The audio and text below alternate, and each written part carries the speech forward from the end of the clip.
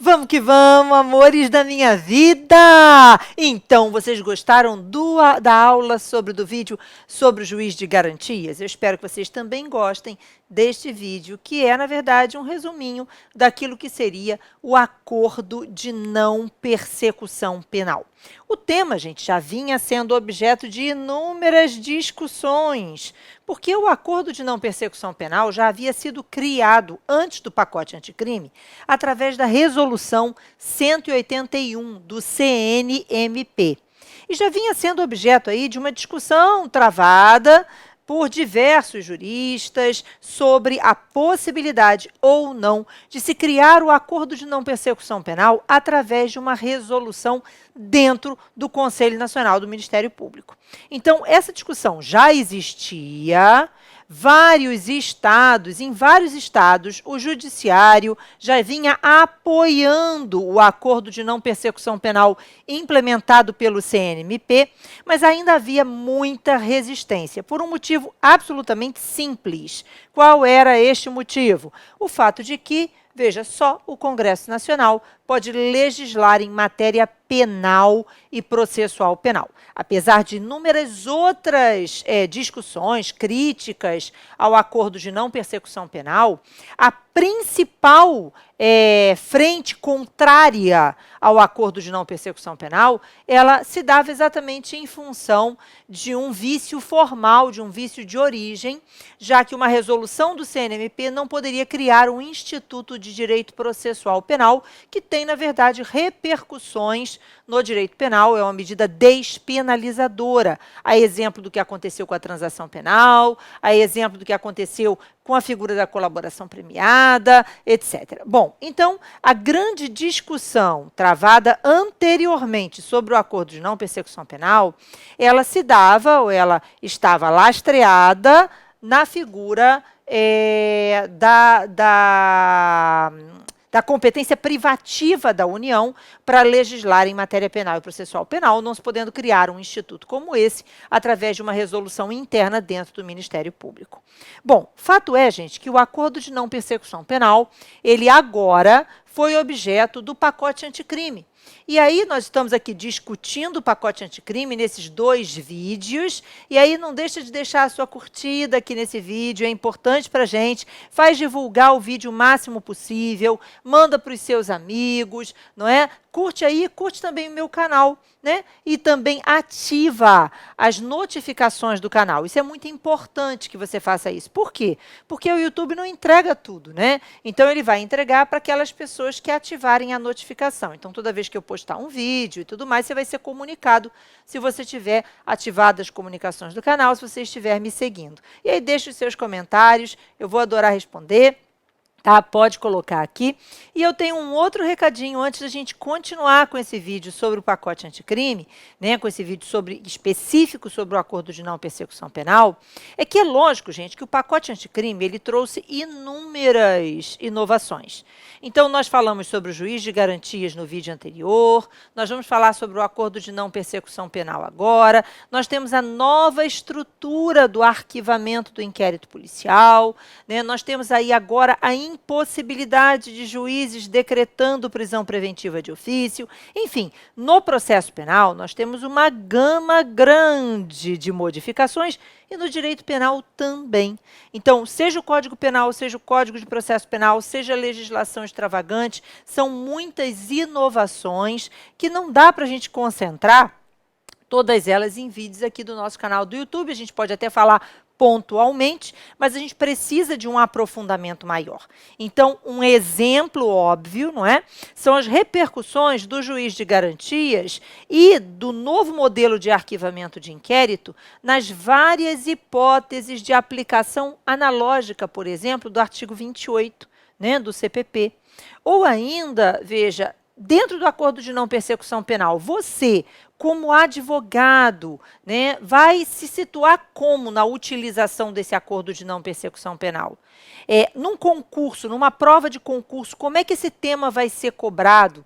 Né? Porque a gente sabe, gente, que olha para cá, nos próximos 2 anos é sempre assim. Olha só, quando tem uma modificação muito importante de uma determinada disciplina, pode anotar aí que são 2 anos de cobrança maciça nos concursos públicos. Então, muita gente está com preocupação, é uma preocupação que deve ser levada em consideração, é uma preocupação com fundamento, né? Então, por isso mesmo, eu e a Claudinha criamos um curso para você sobre essas inovações do pacote anticrime, específico do pacote anticrime, focado aí em quem se prepara para concursos, mas também eu vou direcionar para atuação na prática da advocacia, enfim, para você ter uma ideia de como é que isso pode ser cobrado nas provas, como é que isso é implementado na prática. E a gente criou esse curso com um preço promocional bem baratinho, né? E a gente vai colocar aqui na descrição desse vídeo o link de acesso para o curso. Então, caso você tenha interesse, é um curso com 7 aulas, tá? Eu vou aprofundar bastante nos temas, a Cláudia também, para que você possa conhecer melhor desses institutos e saber como é que isso vai ser cobrado nas suas provas de concurso e como é que você vai implementar essas situações na vida prática propriamente, né?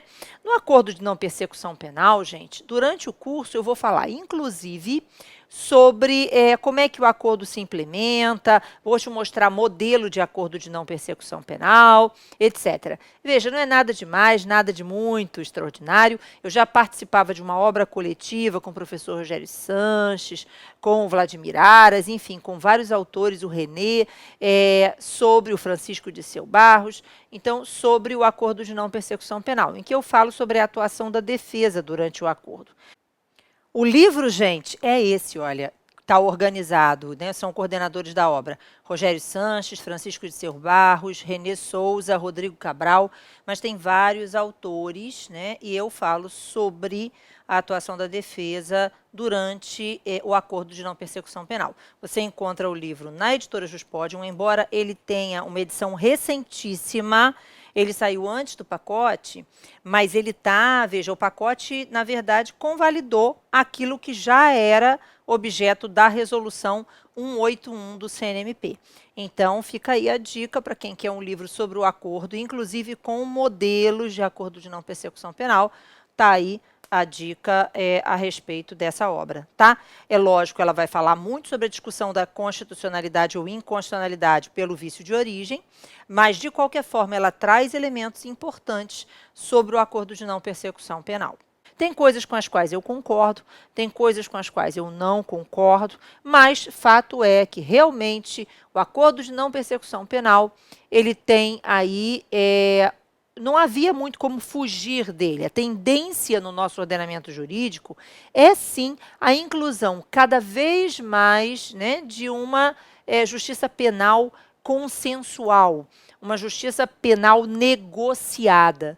Então, o pacote anticrime tinha também por objetivo incluir dentro do nosso ordenamento jurídico a figura do plea bargain, mas ele não passou, o acordo de não persecução foi o que passou, e dentro dos mesmos limites, nos mesmos moldes que havia sido implementado ou criado pela resolução 181 do CNMP.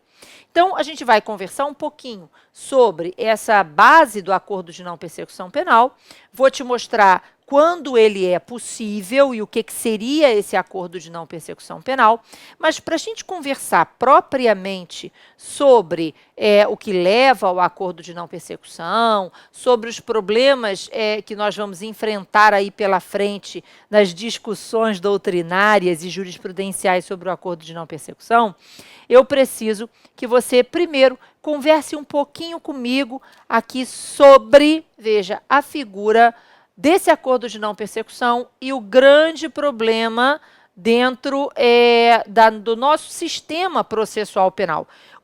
O acordo de não persecução penal bate de frente com o quê? Então, vamos lá, gente, voltando para cá, a primeira coisa que a gente tem que lembrar é que o acordo de não persecução penal, ele tinha a crítica de não ter sido criado por lei, né, por um projeto de lei, através do Congresso Nacional, seja do Senado, seja da Câmara dos Deputados. Então, antes do pacote anticrime, a discussão principal sobre o acordo de não persecução penal era a sua constitucionalidade, ok? Esse instituto era constitucional ou inconstitucional por um vício de origem, já que criado na resolução do CNMP. Então, essa era a maior das batalhas em relação ao acordo de não persecução, mas agora essa discussão fica superada, né? Porque agora é lei. Então, nós temos aí a criação do acordo de não persecução penal no artigo 28A do pacote anticrime. Então, é o artigo 28A. Nós vamos mostrar o artigo 28A, nós vamos conversar. Então, ele atualmente, né, ele surgiu com a Lei 13.964, de 24 de dezembro, que tem 30 dias, né, de vacatio legis. Então, a lei entra em vigor no dia 23 de dezembro de 2019, e aí o artigo 28A vai tratar exatamente da figura do acordo de não persecução penal. Então, eu estou gravando essa aula antes da entrada em vigor da lei, né, do pacote anticrime. Ele vai entrar em vigor no dia 23, certo, de janeiro, mas a gente tem que lembrar, certo, de que no Brasil tudo acontece, tudo pode. Então, a gente parte da premissa de que não vai haver nenhum questionamento em torno da constitucionalidade ou inconstitucionalidade do acordo, porque a discussão que antes existia era uma discussão referente ao vício formal, ao vício de origem, porque não havia sido criado através de lei federal. E agora é lei federal, então não tem muita discussão. Mas como no Brasil tudo pode, a gente já viu aí, não é? Lei revogada durante o período de vacácio e tudo mais, então a gente não sabe, vamos aguardar. Mas qualquer modificação que ocorra, a gente vem falar com você. Mas o ponto cerne da discussão relacionada ao acordo de não persecução penal diz respeito à obrigatoriedade da ação penal pública. Então, superada a questão sobre a elaboração, né, de um acordo, de um instituto processual penal por uma resolução do CNMP, então, superada essa discussão, porque agora ele faz parte, ele integra o pacote anticrime e vai, obviamente, estar dentro do nosso ordenamento jurídico no artigo 28A do CPP. Então, superada essa discussão, gente, a gente precisa agora trabalhar essa figura do acordo de não persecução penal frente ao princípio da obrigatoriedade da ação penal pública, que é a grande discussão acerca do acordo.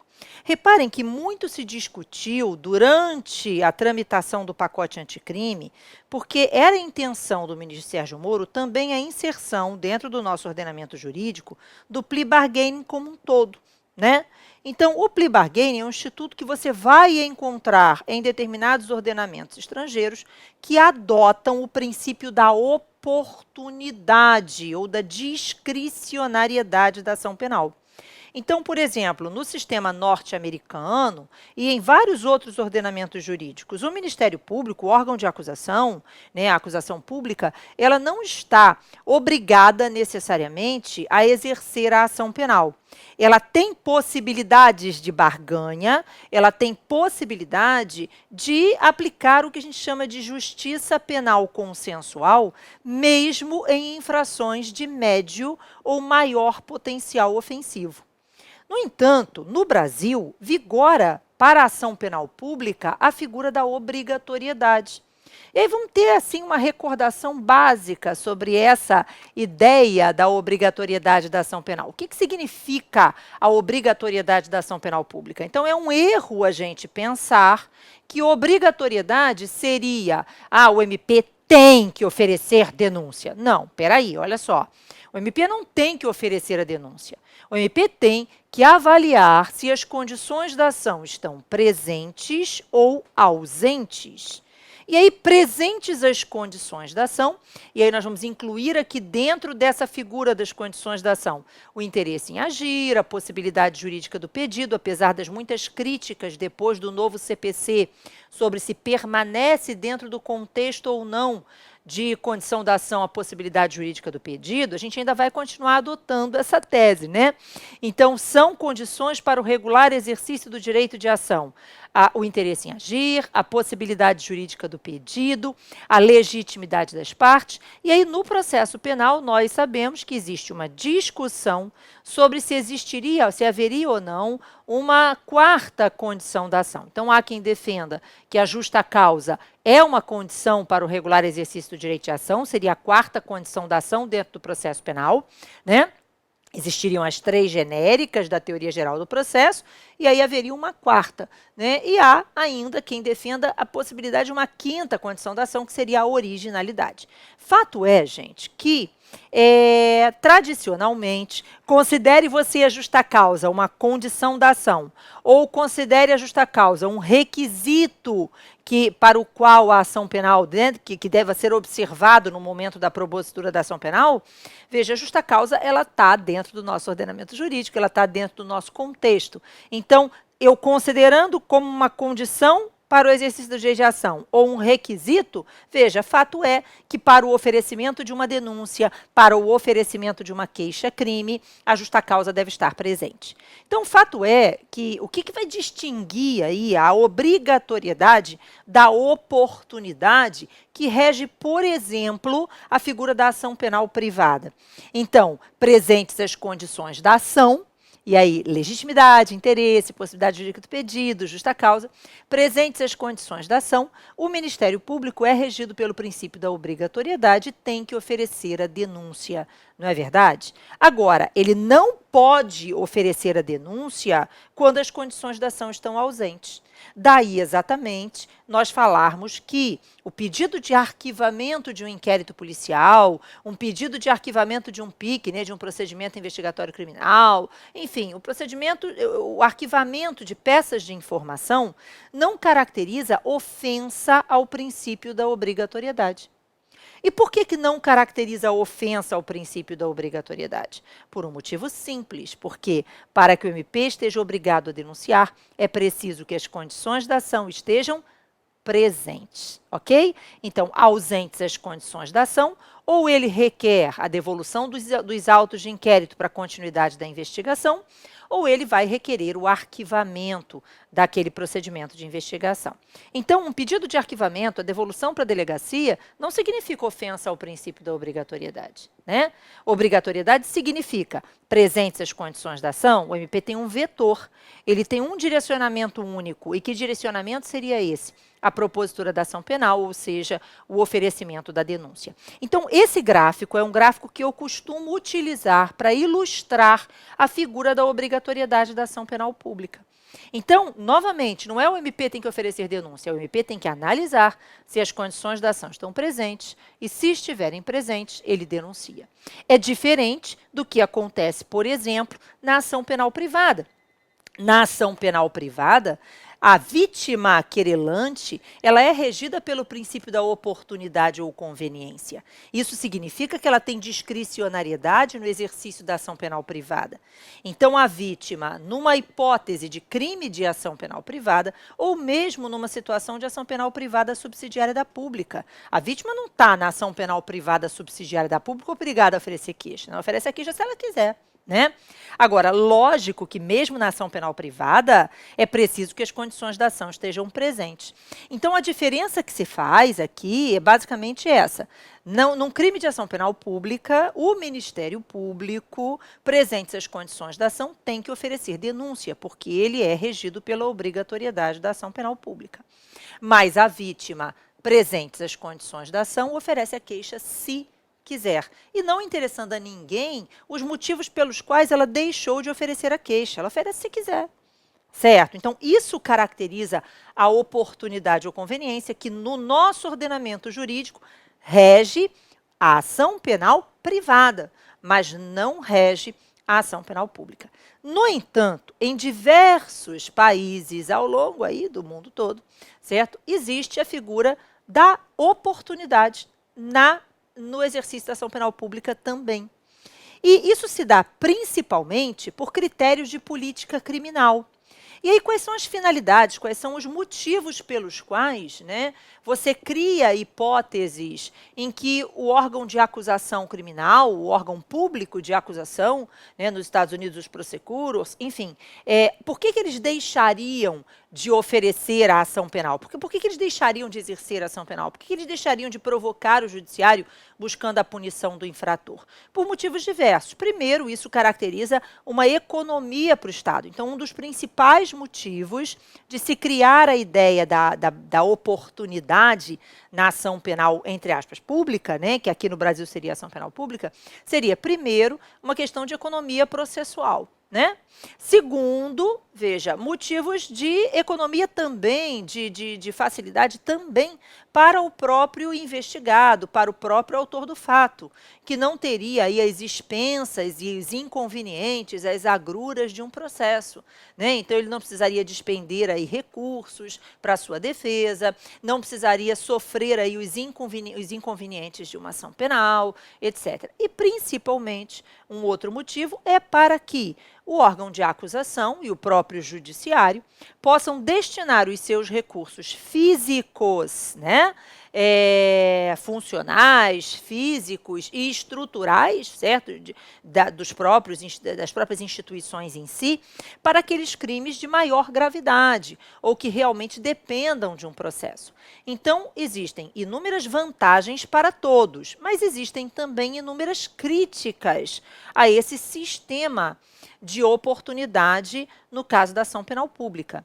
E essas críticas, elas poderiam surgir em vários aspectos, dentre eles, primeiro, o indivíduo muitas vezes aceita aquele acordo que lhe é proposto, não porque realmente ele entenda que aquilo é o melhor para ele, mas porque ele tem medo do judiciário ou porque ele é de alguma forma constrangido a aceitar o acordo em si. Muitas vezes, em alguns casos, você verifica o que a gente chama de overcharging, que é, na verdade, o órgão de acusação promover uma estratégia de uma acusação muito mais violenta do que aquela que seria perpetrada, com a finalidade de que o indivíduo, na verdade, se sinta acuado a aceitar o acordo. E aí você tem o horizontal charging e o vertical charging. Na verdade, muitas vezes o órgão de acusação diz, olha, você vai ser denunciado por um crime tal e muito mais grave e etc. O crime é esse e você tem muitas provas contra si, nem sempre isso é realidade. Né? E aí o indivíduo acaba aceitando. Ou então um número maior de acusações do que aquelas que realmente seriam perpetradas se ele recusasse o acordo. Então você tem inúmeros problemas, né, relacionados a essa figura da barganha. São críticas realizadas por parte dos autores. E a discussão que vai surgir é se o nosso ordenamento jurídico, se as nossas instituições, né, e principalmente se a nossa sociedade, se ela está preparada para encarar a figura de uma justiça penal consensual ampliada. Então, o plea bargaining ele seria realmente objeto desse pacote anticrime, mas ele foi afastado durante a tramitação e, portanto, permaneceu apenas o acordo de não persecução penal. Fato é, gente, que quando você trabalha com a ideia da justiça penal consensual, você tem que se lembrar de que são várias as possibilidades, né, de implementação de uma justiça penal consensual. E aí, quais são essas possibilidades? Então, você tem vários modelos de justiça penal consensual. O modelo reparador, que, de certa forma, já está dentro do nosso ordenamento jurídico, quando você pensa na Lei 9.099 e no modelo da conciliação, que busca a reparação do dano sofrido pela vítima.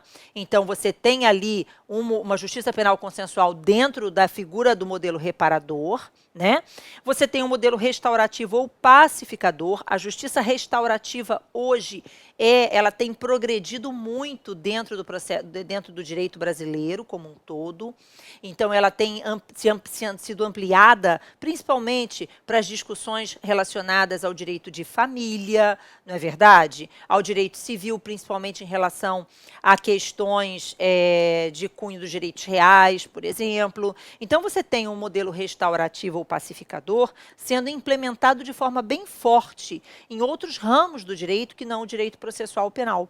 Mas mesmo dentro do direito processual penal, até influenciado pelas questões de família, né, você tem visto também o modelo restaurativo ou pacificador sendo, caminhando assim, muito modicamente, mas de alguma forma em casos de violência doméstica. E você tem já um modelo restaurativo ou pacificador no Código de Processo Penal desde muitos anos, principalmente na figura dos crimes contra a honra.